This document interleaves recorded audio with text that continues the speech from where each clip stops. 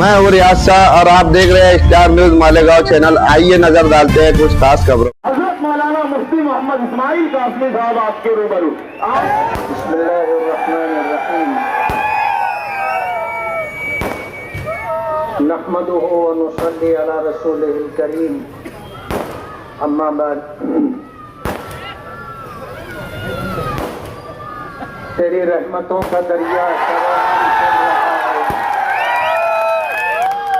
तेरी रहमतों का दरिया सरेआम चल रहा है। मुझे भीख मिल रही है, मेरा काम चल रहा है। तेरे नाम का वजीफा मेरी जिंदगी का हासिल, तेरे नाम की बदौलत मेरा काम चल रहा है। 2009 से 14 के दरमियान महाराष्ट्र में कांग्रेस और एनसीपी की सरकार थी।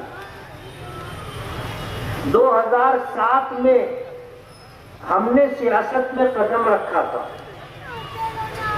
और मुझे इस बात पे बताने में कोई दिक्कत नहीं है कि मैं दारुल इफ्ता में बैठा हुआ था और एक जोड़ा बूढ़ा मर्द और बूढ़ी औरत दारुल इफ्ता में आए और दरवाजे के बाहर बैठ गए। उनसे पूछा गया कि बात क्या है, तो उनको अंदर बुलाया गया। जो लोग मसले मसाइल जानने के लिए आए थे उनकी मौजूदगी में पहले मैंने इनसे पूछा कि क्या बात है, तो कहने लगे कि इनके सामने बात नहीं कर सकते। तो जो लोग बैठे थे मैंने उनका काम निपटाया और उसके बाद उस बूढ़े मर्द और बूढ़ी औरत से मैंने पूछा कि बात क्या है, तो उन्होंने बताया कि हम आगरा रोड के इस पार आयशा नगर पुलिस स्टेशन के आसपास रहते और रात में लोग रिक्शा लेके आते हैं और मेरी बेटी को ले जाते हैं और सुबह होते उसे मेरे घर वापस छोड़ जाते। समाज में कोई हमारा साथ देने वाला नहीं है, पुलिस स्टेशन में कोई हमारी सुनवाई नहीं है, हमारा कोई बेटा नहीं है। हालात से हम मजबूर हो गए। आप यकीन मानिए मेरे रोंगटे खड़े हो गए कि मालेगांव में ऐसा जंगल राज। जब इस मामले में मैंने तहकीक करना शुरू की तो मुझे बताया गया कि मेडिकलों से 200 निरोध के पैकेट खरीदे जाते हैं। जाहिर बात है ये इतनी संगीन बात थी कि ये बात बगैर तहकीक के नहीं कही जा सकती थी। मैंने जानकारी ली, जिस मेडिकल का नाम लिया गया उस मेडिकल पर जाकर के मैंने जब पूछा तो उन्होंने इस बात की तस्दीक की कि इनके वर्कर आते हैं और 200 पैकेट लेकर के जाते हैं।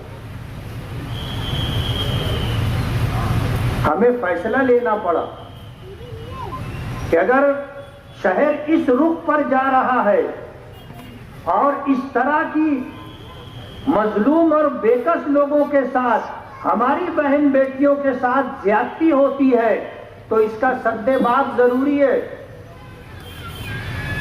हमने सियासत में कदम रखने का फैसला किया। हमारे साथ कोई नहीं था, एक अल्लाह की जात थी। हमारी नीयत अच्छी थी। हम दारुल इफ्ता से उठे, दारुल उलूम मोहम्मदिया के गेट से बाहर आए, केदवाई रोड पर कदम रखते ही हम सियासत में दाखिल हो गए।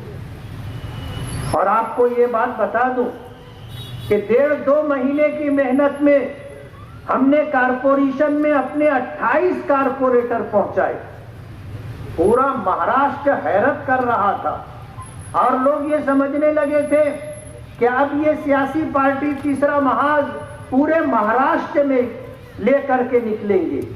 लेकिन हमने तो मालेगांव के लिए सियासत में कदम रखा था, इसलिए हम अपना तीसरा महाज लेकर धूलिया भी नहीं गए।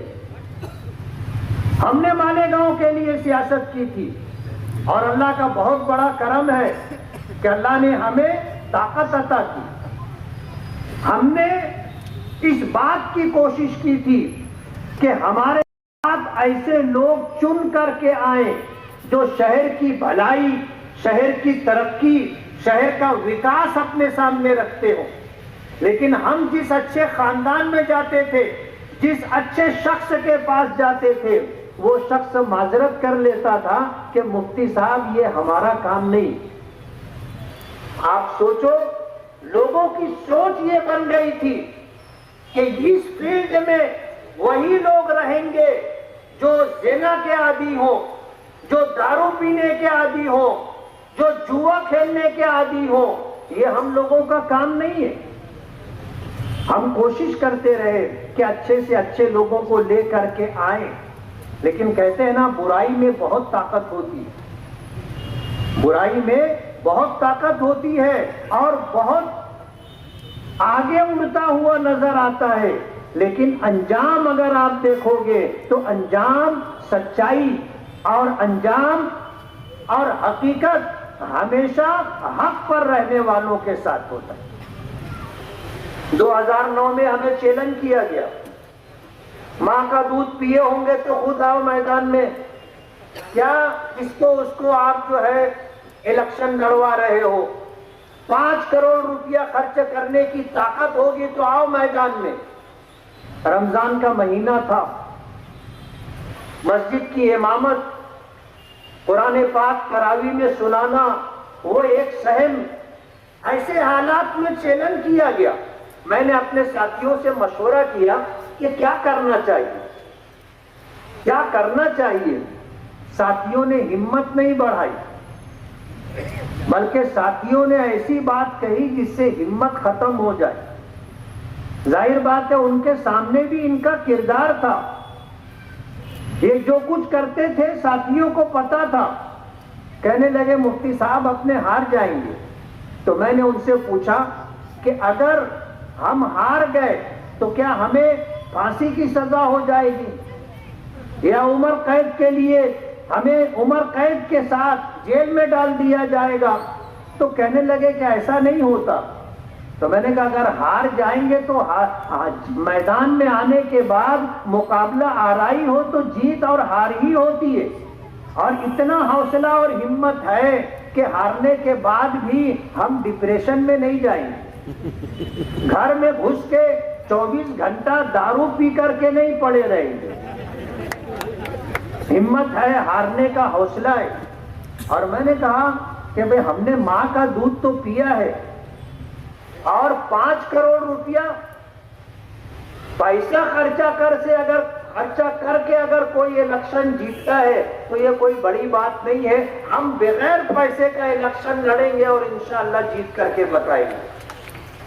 हमने मालेगांव के लोगों को आवाज दी, उनके जमीर को जगाया, शहर में क्या हो रहा है उन्हें बताया और उनका साथ मांगा। और हमने उनसे ये गुजारिश की कि अगर आपको हमारी बात से इत्तेफाक है तो जब वोट का दिन आएगा तो अपने जमीर की आवाज पर हमें वोट देना।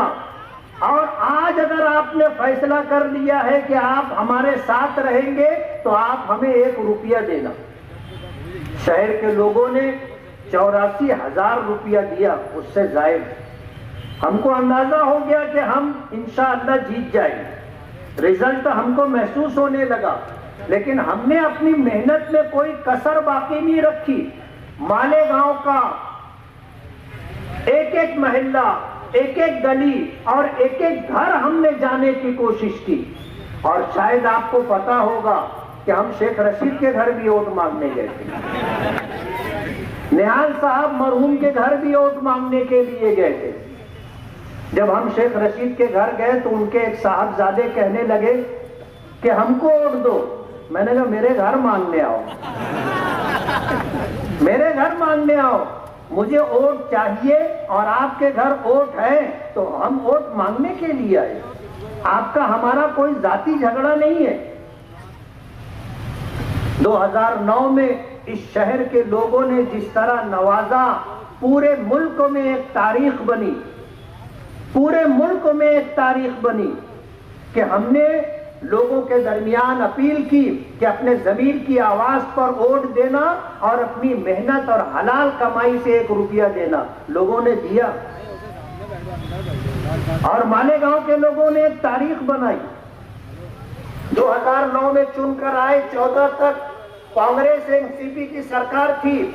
जब हम उनसे काम के लिए एक्स्ट्रा फंड मांगने जाते थे तो ये वहां जाके कहते थे, कांग्रेसी थे, ये वहां जाकर के उस वक्त के जो चीफ मिनिस्टर थे उनको कहते थे कि इनको एक्स्ट्रा फंड देना नहीं, वरना पार्टी का नुकसान होगा, इनका नाम होगा, हमारी पार्टी का नुकसान होगा। तो 2009 से 14 के दरमियान जो 2 करोड़ रुपया फंड मिलता था, उसके अलावा 1 रुपया फंड मुझे नहीं मिला।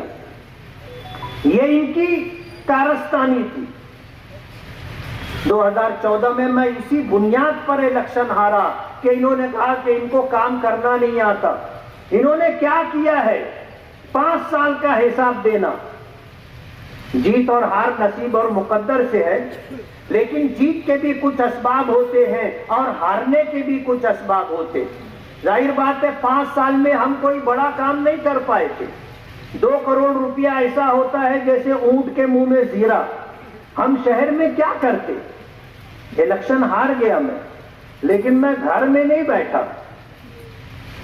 मायूस नहीं हुआ, अपना काम करता रहा। जोहर से पहले अजान हो रही थी, रिजल्ट आया कि मैं हार गया, तो मैं अपने काम से चला गया मस्जिद, इमामत करता था, नमाज पढ़ाने चला गया। पूरी मस्जिद के लोग सर उठाकर मुझे देख रहे थे। लेकिन अल्लाह का एहसान है, जीत और हार नसीब मुकद्दर से है और ये हमारी रोटी रोजी नहीं है। हमें कोई मलाल नहीं था, पहले दिन से काम से लगे। 2014 का इलेक्शन हारने के बाद 2019 का इलेक्शन लड़े। आवाज आ रही थी, दूर दूर तक हमारे मुकाबले में नहीं है, 50,000 वोट से हराएंगे। उल्टा हो गया मामला, 38,000 वोट से खुद हार गए और इंशाअल्लाह अभी 50,000 वोटों से ज्यादा से इंशाअल्लाह हराएंगे। वजह उसकी ये है कि लोग काम मांगते हैं।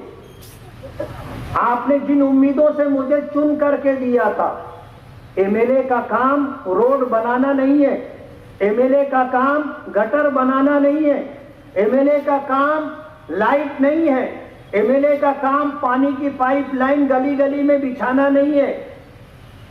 ये सब काम कारपोरेशन का है। मालेगांव कारपोरेशन 500, 700, 800, 900, 1000 करोड़ रुपए का बजट रखती है।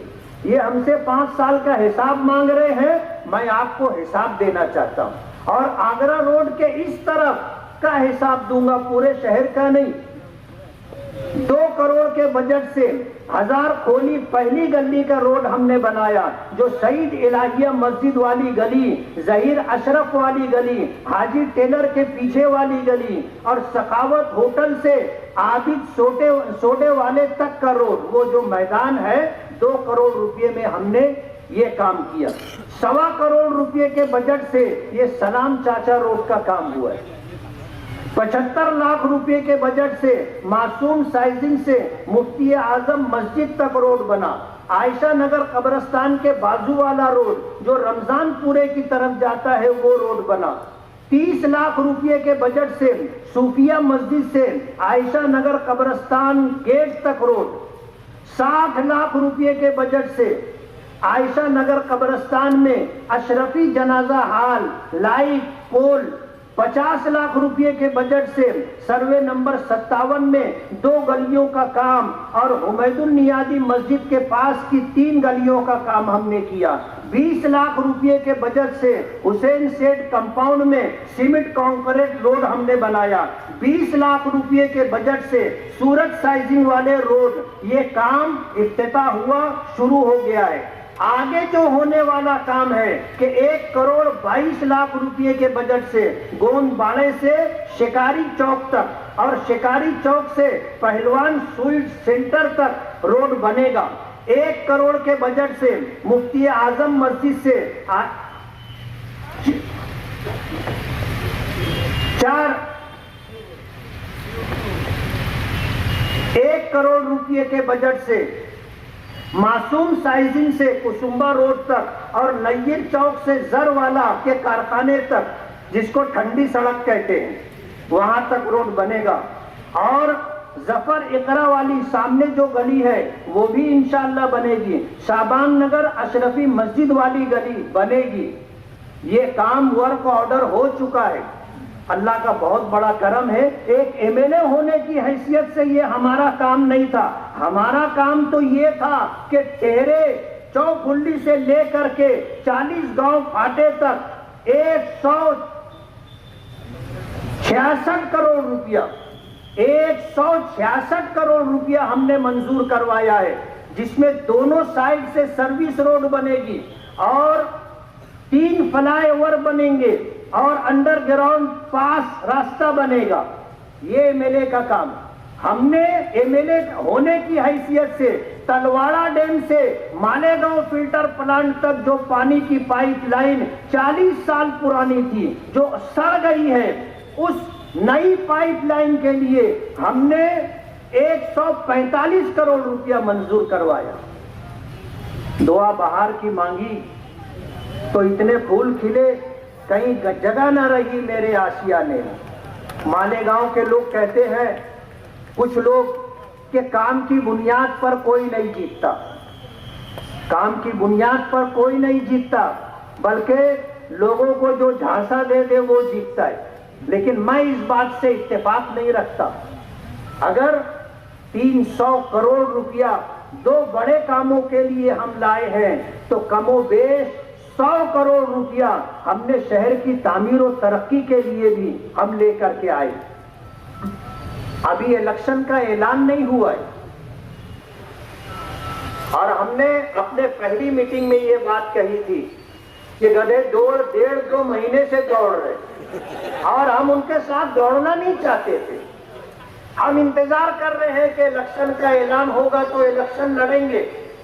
लेकिन कहते हैं ना कि झूठ इतनी शिद्दत से अगर बोला जाए जैसे बोला जा रहा है तो लोग उसे सच मान लेते।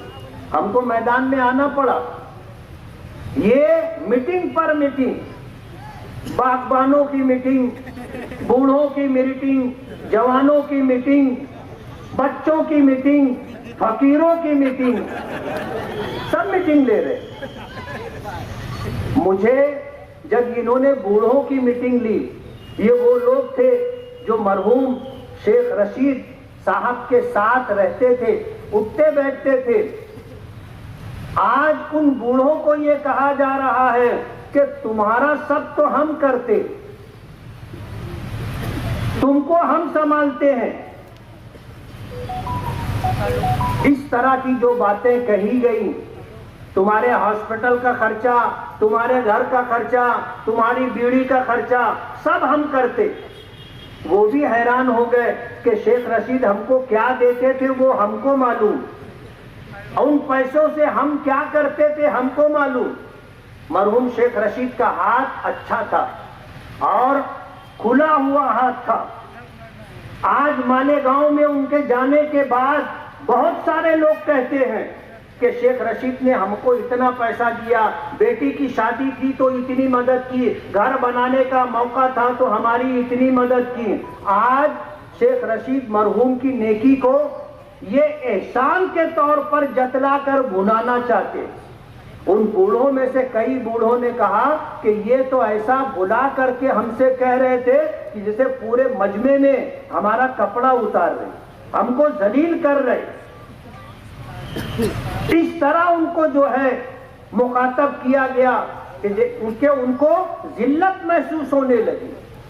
आपने एहसान किया था, आपने नहीं, आपके बाप ने किया था, कम से कम वो नेकी जाए और बर्बाद तो मत करो। आज मरहूम शेख रशीद को जाने के बाद उनको नेकियों की जरूरत है, पैसों की जरूरत नहीं है। आप एहसान जतला करके, लोगों को जलील करके अपने बाप की हुई नेकियों को जाय करना चाहते हैं, ये अच्छी बात नहीं है। तुमने क्या किया है वो बताओ। आज तो पूरा मालेगांव तुमको 32 तारीख बोलता है। 32 तारीख समझ रहे ना? कभी आती नहीं। 29 तारीख तो 4 साल में एक मर्तबा आ जाती, लेकिन 32 तारीख कभी नहीं आती। लोगों ने इनका नाम रखा है 32 तारीख कि जिससे ले लिया कभी वापस नहीं किया। ये एक पर्ची आई है, मुझे नहीं मालूम कि ये सही है या गलत है। एक पर्ची आई है और इसमें नाम दिया गया हाजी जहीर अब्बास, मास्टर किराना, अब्बास नगर संडास के पास, और नीचे 2 नंबर लिखे हुए हैं और कहा गया है कि आप तहकीक करना चाहो तो तहकीक कर सकते हो। कहते हैं कि मस्जिद अशफाक मालदा में 2022 में ताउन का प्रोग्राम था। खालिद हाजी ने मास्टर किराने वाले हाजी जहीर अब्बास से तेल चावल 1,18,762 रुपये का लिया था और आज तक पैसा नहीं दिया। आज तक पैसा नहीं दिया। ये चिट्ठी आई है। और इत्तेफाक की बात, जब जमीयत के खिलाफ खालिद हाजी ने ये इल्जाम लगाया कि ये बांग्लादेश से ताल्लुक रखते हैं और वहां पर ये फंडिंग करते हैं, तो हमारी मीटिंग थी जमीयत दफ्तर में और एक मौलाना, एक मस्जिद के इमाम, वो कहने लगे कि हम लोग मदरसा तजवीदुल कुरान के 20 से ज्यादा असातिज़ा हैं जिन्होंने 10 साल पहले इनसे प्लाट खरीदा था और हमने इनको 10 साल पहले किस्तों में 18 लाख रुपया दिया और आज तक इन्होंने किसी को एक प्लाट भी खरीदी नहीं दी। हमने जब तहकीक की तो मालूम पड़ा कि एक एक प्लाट 4-4 लोगों को बेचा गया है और आज तक किसी को खरीदी नहीं दी गई। मीटिंग में ये बात आई। कुछ लोगों ने कहा कि एक ऐलान देना चाहिए कि इनकी तरफ जिसका पैसा बाकी हो हमारे पास आए। मैंने कहा ये काम छोड़, बिल्ली हकाल वाला मामला है, अपने को इस मामले में नहीं पड़ने का। लेकिन ये आवाज उनके कान में पहुंच गई।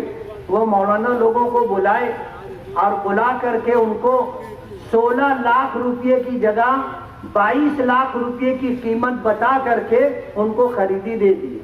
एक का मसला हल हुआ, शायद इसीलिए ये चिट्ठी आई कि इनका भी मसला हल हो जाएगा।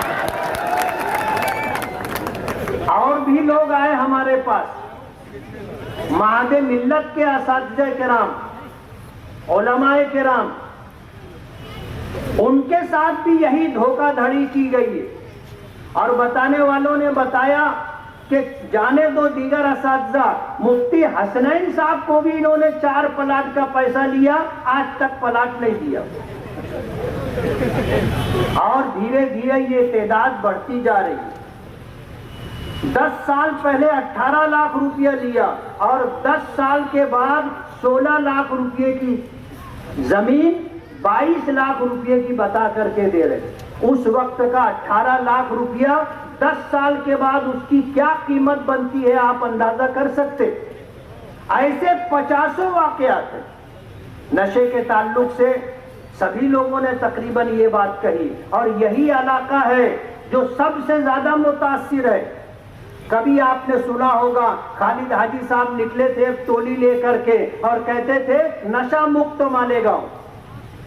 नशे के खिलाफ उन्होंने आवाज बुलंद की। हम समझ रहे थे कि देर सवेर बिल्ली थैले के बाहर आएगी। जो लोग खुद नशा करते हो उनकी तस्वीरें हैं, उनके वीडियो हैं कि पूरी पूरी बोतल शराब की ऐसे हाथ में ले करके ये कैमरा क्या बोलते हैं वीडियो शूटिंग है कि ये जो है खेल रहे हैं और शराब की बोतल हाथ में है वो वीडियो। जो खुद नशा करते हो ये मालेगांव को नशा मुक्त करने की बात कर रहे। हफ्ता 10 दिन ये शोर रहा और उसके बाद हुआ ये कि जितने नशे का कारोबार करने वाले लोग थे वो सब सरेंडर हो गए और ये उनके साथ कारोबार में पार्टनर हो गए। सबका हफ्ता आने लग गया। जब सब तरफ से हफ्ता आने लग गया तो इनका काम खत्म हो गया। यही चाहते थे। आज पूरे शहर में नशे का कारोबार इनकी सरपरस्ती में चल रहा है, गांजे का कारोबार इनकी सरपरस्ती में है, एमडी का कारोबार इनकी सरपरस्ती में है, जितना गुटखे का कारोबार इनकी सरपरस्ती में है। पूरी कौम के मुस्तकबिल को तबाह और बर्बाद कर रहे हैं।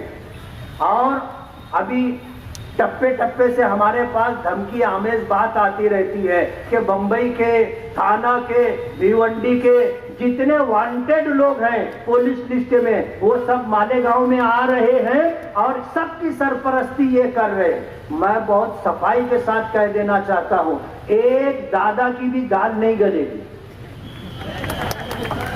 एक दादा की भी दाल नहीं गलेगी।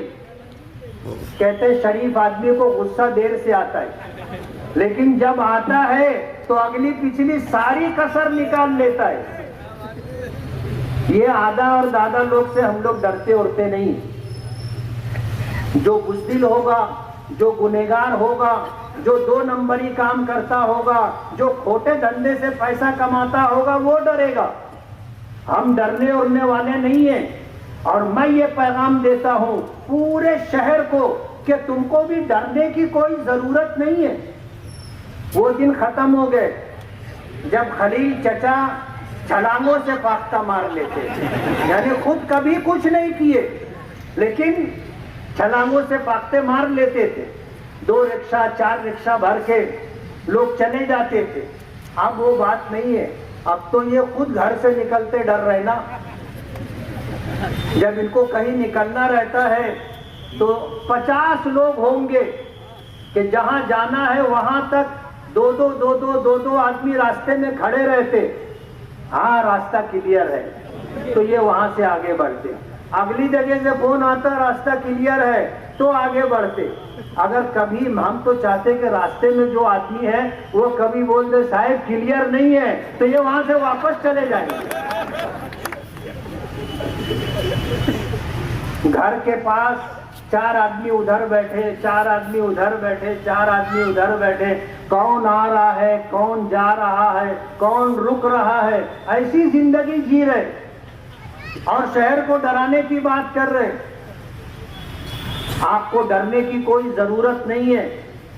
मुल्क में कानून की बालादस्ती है और हमारे शहर में एडिशनल एसपी है और हमारे शहर में कानून की हुक्मरानी है।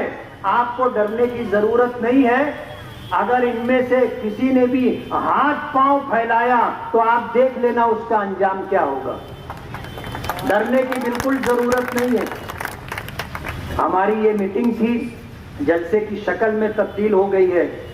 हमने मीटिंग का ऐलान किया था, जब तक इलेक्शन कमीशन की तरफ से इलेक्शन डिक्लेयर नहीं होता हमने जलसा लेने का प्रोग्राम नहीं बनाया।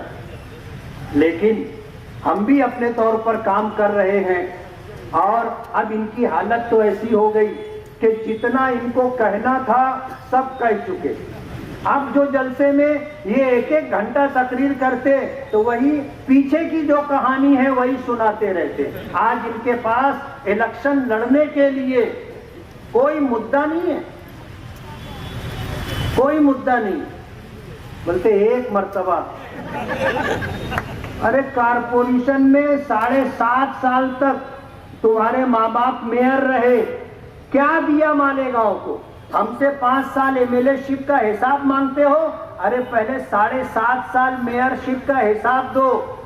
और मैं आपसे कहना चाहता हूं कि अगर कभी आपका आमना सामना हो और हिसाब व किताब की बात हो तो कहना मुफ्ती साहब हिसाब दे देंगे, तुम भी तो दो 7.5 साल का हिसाब। घर भरते रहे, घर भरते रहे और बोगस बिल कागज पे काम बता करके निकालते रहे। तो जाहिर बात है यौमुल हिसाब तो आएगा ना। यौमुल हिसाब सबका आता है। आप यकीन मानो अगर ये 7.5 साल मेयरशिप में काम किए होते तो इनको ये गिड़गिड़ा करके नहीं बोलना पड़ता कि एक बात, गिड़गिड़ा करके नहीं बोलना पड़ता। कहते मास्टर स्ट्रोक, इंतजार है ना आपको? ये कांग्रेस के दर पे जाके नाक रगड़ रहे, नाक रगड़ रहे। दिल्ली के चक्कर पे चक्कर, बंबई में चक्कर के चक्कर। सब खबर आ जाती, कोई खबर छुपती उठती नहीं है। ये अजीत दादा पवार के साथ भी धोखा कर रहे, उनसे सब सेटिंग बटिंग कर लिए थे कि हम आजाद लड़ेंगे, आप इलेक्शन फंड दो, हम चुन करके आएंगे, तुम्हारे साथ रहेंगे। हमने तो पोल खोल दिया और उसके बाद इन्होंने पूरे शहर को यकीन दिला दिया कि मुफ्ती साहब जो बोल रहे हैं वो सही बोल रहे हैं। ये खुद ही बोलने लगे अजीत दादा पवार, अजीत दादा पवार, अजीत दादा पवार। और हम सोचते थे कि ये और बोले ताकि जब हम बोले कि ये अजीत दादा पवार के साथ बीजेपी में जाएंगे। मालेगांव के लोग बीजेपी तो जाने दो, बीजेपी के बाजू में भी आप अगर रहोगे तो आपको वोट नहीं देंगे। और लोकसभा पार्लियामेंट के इलेक्शन में मालेगांव के लोगों ने पूरे हिंदुस्तान में तारीख बनाई है कि बीजेपी के उम्मीदवार को हमारी कॉन्स्टिट्यूंसी से 4,527 वोट मिली, यानी 5,000 वोट भी नहीं मिली। और सेकुलर उम्मीदवार को 1,98,000 से ज्यादा वोटें मिली। मालेगांव ऐसा मिजाज रखने वाला शहर है। आप मालेगांव वालों की वोट लेकर के बीजेपी के साथ बीजेपी में जाओगे, मालेगांव के लोग कभी आपको वोट नहीं देंगे। ये तो बहुत अच्छा हुआ कि हम कुछ बोलते उससे पहले ही ये अजीत दादा पवार, अजीत दादा पवार। अजीत दादा पवार ने अपने चचा के साथ क्या किया आप देख रहे हो। आज बीजेपी के साथ सरकार में है, डिप्टी चीफ मिनिस्टर है, और आप उनके इलेक्शनी फंड से आजाद उम्मीदवारी करके उनके साथ जाओगे और बीजेपी में शामिल रहोगे। मालेगांव के लोग इस बात को बर्दाश्त नहीं करेंगे। इसलिए मैं आपसे कहना चाहता हूं, वक्त हो गया है। जब इलेक्शन आएगा तो इंशाअल्लाह फिर अलहाज यूनुस ईसा साहब की जुबानी आप भी सुनोगे इनके कारनामे। इन्होंने वादा किया था पहले जलसे में कि मैं आगरा रोड के उस पार बोलूंगा, लेकिन जब हमारी बातचीत हुई तो ये हुआ कि अभी तो इलेक्शन का ऐलान नहीं हुआ है, हम लोगों को बोल लेने दो, बच्चों को, जब वाकई बोलना रहेगा फिर आप बोलना। और अलहाज यूनुस ईसा साहब को जो दर्द है वो अब्दुल मालिक का है। और मैं ऐसा समझता हूं कि शायद तमाम बच्चों में दादा को अब्दुल मालिक से दिली लगाव है, जज्बाती लगाव। जिस वक्त ये सूरत हाल हुई थी कि अब्दुल मालिक पर फायरिंग हुई, दादा की हालत देखने जैसी थी, हमने करीब से देखा है। इसलिए आने वाले दिनों में इंशाअल्लाह हमारे सरपरस्त की तकरीर भी आप सुनोगे और आपको पता चलेगा कि क्या बात है। इसलिए आने वाले दिनों में जब इलेक्शन आएगा तो मेरी आपसे ये गुजारिश है कि हम मजलिस इत्तेहादुल मुस्लिमीन से इलेक्शन लड़ रहे हैं। हमारा इंतखाबी निशान पतंग है और पहले दिन से हमारा ये बोलना था, 1000 पार्टियों के लोगों की मेहनत थी कि आप कांग्रेस में आ जाओ, कांग्रेस में आ जाओ। हमने ऐलान किया था कि हम मजलिस इत्तेहादुल मुस्लिमीन से चुन करके आए हैं, आगे इलेक्शन भी मजलिस इत्तेहादुल मुस्लिमीन के ही निशान पर लड़ेंगे। हमने जो ऐलान किया था हम अपने ऐलान पर कायम है। ऑल इंडिया मजलिस इत्तेहादुल मुस्लिमीन से नुमाइंदगी कर रहा हूं और आपसे मेरी ये गुजारिश है कि आप मुझे देख करके वोट ना दें, आप अपने बच्चों का मुस्तकबिल देखें, आप अपने शहर का मुस्तकबिल देखें। आने वाला दिन मस्जिदों मदरसों के शहर को एक ताबनाक मुस्तकबिल मिले, उसके लिए आप वोट करें। इनको अगर वोट करोगे ये कहां लेकर के जाएंगे आपको पता भी नहीं। 288 जो मिंबरान असम्बली चुन करके जाते हैं, मैं हाजी अब्दुल माजिद का शुक्रगुजार हूं कि उस हाल में जाने के बाद मैंने दाढ़ी छोटी नहीं की, मैंने कुर्ता छोटा नहीं किया, मैंने सर से टोपी नहीं उतारी। अपनी इसी हैसियत और शनाख्त के साथ मैं असेंबली में रहता हूं और बोलता हूं। आपकी जो हालत है, आपको देख करके फैसला करना मुश्किल होगा कि आप इधर हो कि उधर हो, लेकिन हम अपनी मिल्ली शनाख्त, अपनी मजहबी शनाख्त, अपनी कौमी शनाख्त के साथ हैं। और कभी हमने कंप्रोमाइज नहीं किया कि मेयर बनना है तो पानी बेच डालो, और अगर कोई बोले तो उस पर सीना जोरी, हमारा बस चले तो नारू शंकर का किला भी बेच डालेंगे। ये उनके ही जुमले हैं, उनकी बात है, हमारी बात नहीं है। आप अगर उनको दोगे, अपने शहर का मुस्तकबिल आप तबाह बर्बाद कर दोगे। आप अपने बच्चों के लिए, अपने शहर के शानदार मुस्तकबिल के लिए अच्छा फैसला कीजिए। हमने अगर किसी का काम नहीं भी किया, नहीं कर सके, तो हमने कभी किसी का बिगाड़ा नहीं है, किसी के फटे में टांग डाला नहीं है, किसी का कारोबार छीना नहीं है, किसी की जमीन पर नाजायज कब्जा नहीं किया है। हमने कभी किसी की इज्जत पर हाथ नहीं डाला है। हो सकता है कि आपका काम हम ना कर सके हो, कोई मजबूरी रही हो, लेकिन हमने आपका बिगाड़ा नहीं है और कभी हमने किसी से इंतकाम नहीं लिया। ये तो अभी से बोल रहे पेटी बंद होने दो तुम्हारे घर आऊंगा, पेटी बंद होने दो तुम्हारे घर आऊंगा, सुक्खी दे रहे, सुक्खी समझते ना, सुक्खी दे रहे। बिल्कुल डरने की जरूरत नहीं, अपने दरवाजे पे जो आ जाए वापस नहीं जाना चाहिए। मर्दानगी की बात है, आया दरवाजे पर वापस नहीं जाना चाहिए। इसलिए आपको डरने की कोई जरूरत नहीं है। शहर आपके साथ है, शहर के लोग आपके साथ हैं। मैं यहाँ स्टेज पर आया और आने के बाद अतीक लोखंडवाला साहब ने मुझे जीआर की ये कॉपी दी। हमने पर्यटन डिपार्टमेंट से फंड मांगा था 5 करोड़ रुपया, तो 5 करोड़ रुपया नहीं मिला, 2 करोड़ रुपया 2 रोड के लिए हमें फंड मिला है, जो आपके इस वार्ड में आगरा रोड के इस तरफ बनेगा। अल्हम्दुलिल्लाह। कहते ना बंदूक का लाइसेंस मांगो तो बंदूक का लाइसेंस मिल जाता है। तो हमने 5 करोड़ रुपया मांगा था, मिनिस्टर ने हमको 2 करोड़ रुपया दिया और ये जीआर की कॉपी अतीक लोखंडवाले के जरिए से मिली है, जो साहब ले करके आए थे। मेरी उनकी मुलाकात नहीं हो सकी, तो वो इनसे ताल्लुक रखते हैं और उनसे तारुफ अतीक लोखंडवाला ने करवाया था। वो ये जीआर लाकर मालेगांव दे करके गए।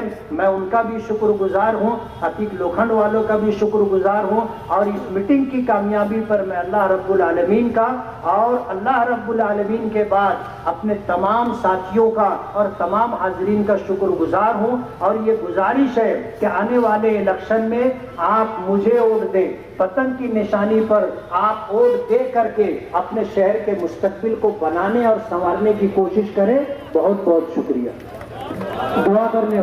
दुआ करने भाई बिस्मिल्लाहिर्रहमानिर्रहीम अल्हम्दुलिल्लाहि रब्बिल आलमीन अल्लाहुम्मा लकल हम्दु कमा यंबगी लिजलाली वजहिका व अज़ीम सुल्तानिक अल्लाहुम्मा इन्नका अंतल्लाह ला इलाहा इल्ला अंता अलैका तवक्कलना व अंता रब्बुल अर्शिल करीम मा शा अल्लाहु काना व मा लम यशा लम यकुन व ला हौला व ला कुव्वता इल्ला बिल्लाहिल अलिय्यिल अज़ीम अल्लाहुम्मा यस्सिर लना उमूरना मअर राहति लिक़ुलूबिना व अबदानिना व सलामति वल आफियति फी दीनिना व दुनियाना अल्लाहुम्मा इन्ना नस्अलुकल फौज़ वल फलाह वल नजाह والفتح والنصرة والغلبة على الأعداء جزا الله عنا محمدا صلى الله عليه وسلم ما هو أهله صلى الله تعالى على خير خلقه محمد وآله وأصحابه أجمعين برحمتك يا أرحم الراحمين। इस वीडियो को लाइक करें, हमारे चैनल को सब्सक्राइब कर बेल आइकन जरूर प्रेस करें। हम